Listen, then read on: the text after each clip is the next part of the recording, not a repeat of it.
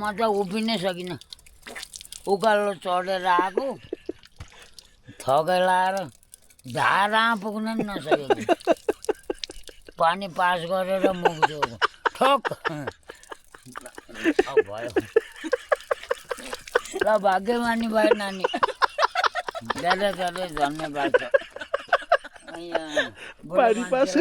बुढा मान्छेलाई सेवा कहाँ त कति मिनट लाग्छ त्यो घर जान अब त्यो त तपाईँलाई धेरै लाग्दैन 15 मिनेट 15 मिनेट तपाईँलाई के भएको घरबाट आउँदा 15 मिनट भनेर उहाँले भनेर लिएर आउनुभयो त्यो मिसअन्डरस्ट्यान्डिङ भयो मेरो चाहिँ मैले उहाँले त्यसो भन्नुभयो भने मलाई थाहा थिएन बाटा आएर बस्यो कति छ भन्दा 15 मिनट के भएको भने मैले उहाँ चाहिँ यहाँ आइयो फेरि तपाईँलाई सोध्दा नि 15 मिनट यस्तो भएको तपाईँ बुढा मान्छे तपाईँले सल्लाह गर्नुभएको तपाईँ बुढा मान्छे हामी चाहिँ यङ भइयो है हामी खरखर मृग जसरी हिँडिन्छ तपाईँ चाहिँ कछुवाको तालमा हो अब तपाईँ हिँड्न सक्नुहुन्न घरबाट हिँड्दा नि 15 मिनट छ बाटो भने आधा बाटो आधा सोध्दा नि 15 मिनट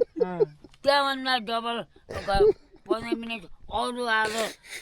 बाटा हिँड्ने यही गाउँका एउटा भाइलाई सोद्धाखेरि 15 मिनट के भएको ल जाऊ कहाँ जाने 15 मिनट होइन साँच्चीको लास्ट अब 15 मिनटभन्दा कम 12 मिनट जति लाग्छ अब यो माथि पार्क छ त्यहाँबाट हेर्ने भ्यूहरू आज राम्रो मौसम अब एउटा सिगरेट नखाएसँग हिँड्दै हिँड्दैन